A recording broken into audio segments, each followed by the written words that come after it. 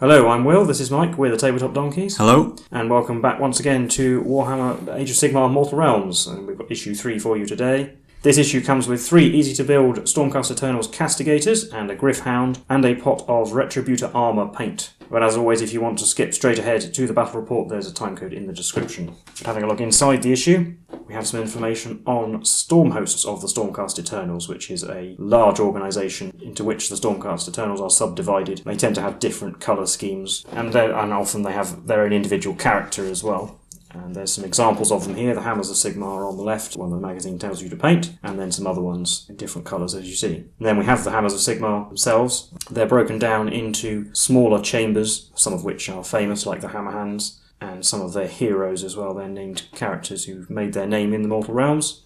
And then there's a bit over the page about conclaves, another smaller organisation within a storm host. And there are some examples here of different types of Stormcast Eternal warriors, the ones that we haven't yet seen with the magazine. Then we have information on the ones we do get with this issue, which are the Castigators. And like the Sequitors we got with the first issue, these are members of the Sacrosanct Chamber, and thus are also minor wizards in their own right. They are equipped with Thunderhead greatbows. These shoot large maces that have an explosive flask wrapped up in the tip, so they explode on contact, and these, unlike normal arrows, these can be very dangerous to ethereal creatures such as the Nighthaunt. Then we learn about Nighthaunt processions, which are subdivisions of the armies of death, although unlike the Stormcast Eternals storm hosts, they are not necessarily so organised. They're more likely just to be a collection of undead led by some sort of leader, such as Lady Olander, as you see at the top, or Kurdos Valentian, both named undead. Then at the bottom we have various types of Nighthaunt. Now we're on to the build guide for our Castigators and our Gryph-hound that we got, and once again these are easy to build miniatures. You clip them off the sprue and then you can push them together without the need for glue. And as it mentions, it'd be easier to paint these if you don't push them into their bases straight away, so keeping them separate can be advantageous. And then how to paint the Stormcast Eternals. Now, with the gold paint we have with this issue, we can now paint all of the Stormcasts that we have, including the Sequitors from the first issue. Essentially this just follows the instructions for painting we got in the previous issue. Suggest painting the Gryph-hound entirely white, including the base, with several coats, and then all 6 of the Stormcast miniatures, painting them completely with gold, and again applying several coats to make sure there's an even coverage. You can get a spray paint version of Retributor armour that can speed this process up quite dramatically, just simply by spraying them all gold. But then this is now as far as we can go for these miniatures so far, so these are the finished with the magazine so far. And then with that, we will be on to our mission for this issue, where we get to learn about ranged attacks.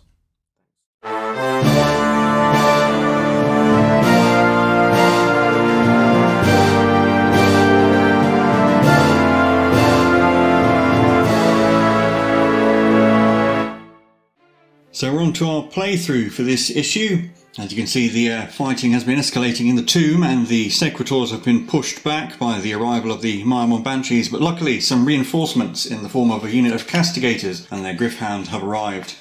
And we've got our battle mat here. We've got the Castigators and their Gryph-hound facing off against a horde of Chainrasps, and there's the overhead deployment there. So essentially what we're learning this week is that the Castigators have ranged weapons, meaning they don't need to move in to be able to fight. So they each get a shot each with their great bows, the Thunderhead great bows. And it also says if you roll a 6 to hit with a great bow, it does D3 hits instead of 1. So they do a sort of air bursting effect from their explosive maces, I believe they fire according to their lore. And then the Gryph-hound goes separately. It is actually a separate unit, in effect, even though it comes with the Castigators. And it doesn't have any ranged weapons, obviously, so it piles in and fights normally. It has 2 attacks, much like a Sequitor.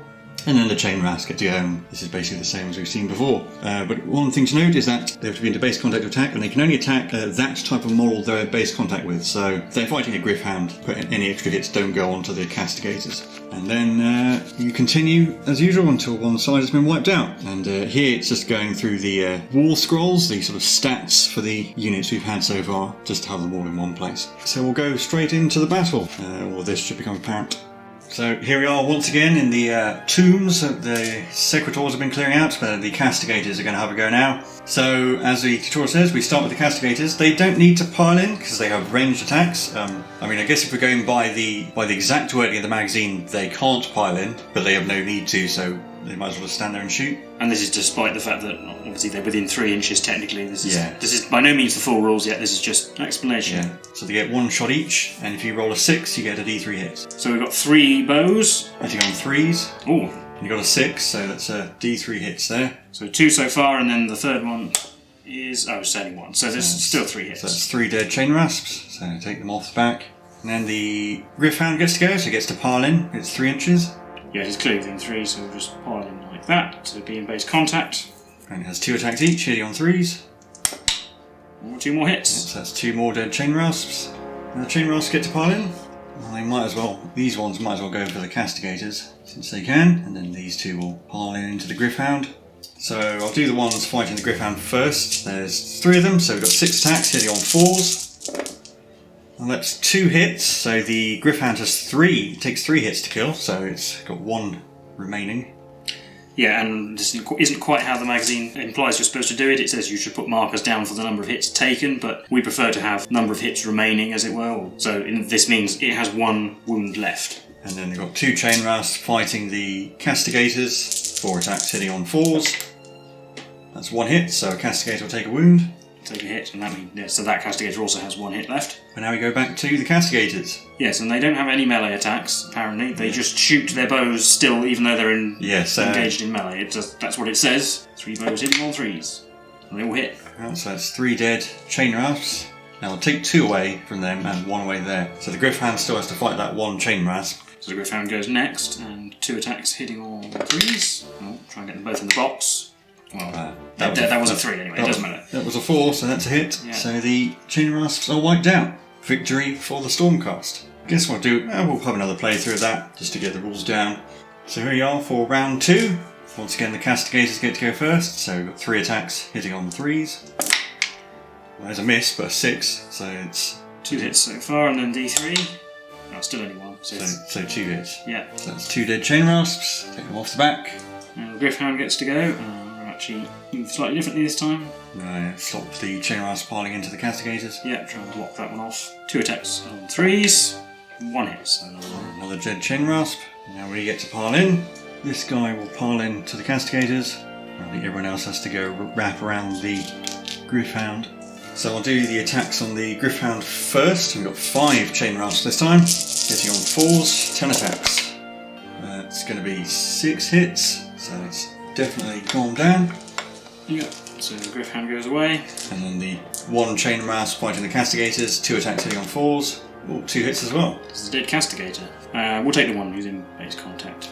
Doesn't really matter, but we're back to the Castigators, and there are only 2 of them left, so 2 shots now at the Chainrasps on 3s. Oh, they're doing well for their hits. That's 1 hit plus a D3. Yeah. Still only 1. Still only 1. So that's 2 dead Chainrasps.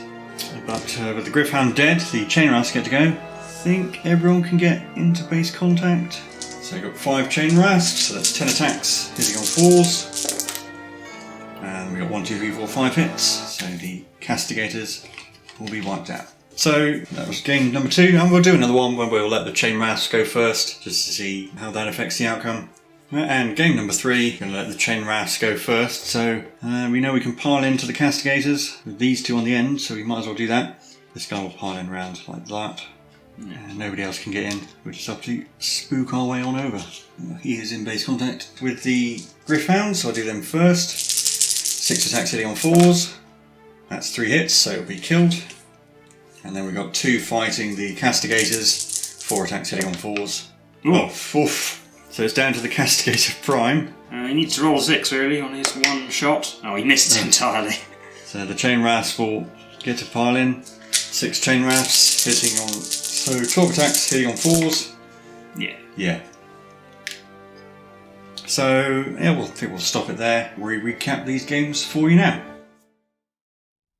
So that was the playthrough for issue 3 of Mortal Realms. How did you think that went? Well, obviously, the first one I won. I think that's the first one I've won without trying to give them some kind of benefit.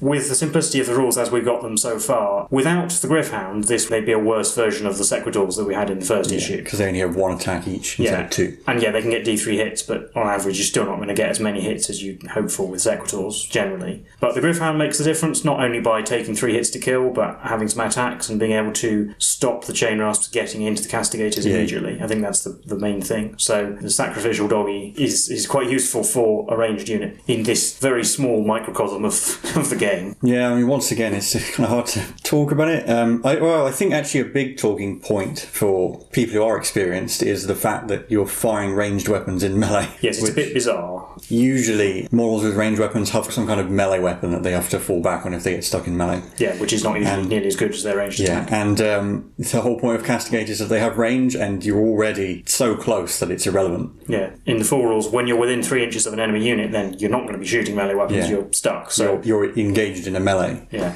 Luckily, we're going to be expanding to a larger graveyard mat in the next issue where the Castigators' range might actually be useful. At the moment, the Castigators have really come just a worse version of the Sequitors, but obviously in full rules they do have various things that make them worth using.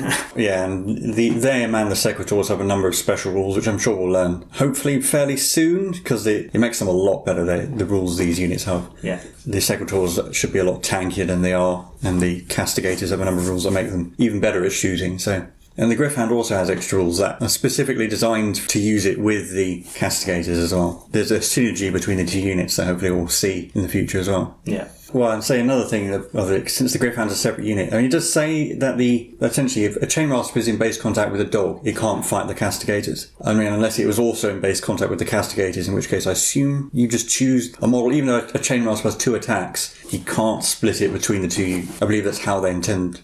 So as far as we know, going by the magazine rules, when a model is piling in, it can pile in however it wants. And as far as we know, in the full rules, when you pile in, you have to pile in towards the closest enemy model, which could be what they intend by the Chainrasps can only go after the one unit at a time. But once again, if you're an experienced Age of Sigmar player and you have some ideas, how would you use Castigators, then let us know. We'd like to know. How to use the Gryph-hound. But again, I really do quite like the Castigator models and the Gryph-hound. Also, even though they come with pre-molded bases, they don't have the problem that the Banshees from the last issue have, because they actually just slot onto the base, so you could always just chop that bit off. Yeah, if you didn't want the cobblestones and bits of ruined masonry effect on your bases, you could quite easily put them on something else. Yeah, they're fairly fun to paint. Again, I quite like the way they look with the cloaks and the robes. Yeah. I quite like the design of their bows where they fired explosive maces. Yes, gloriously silly.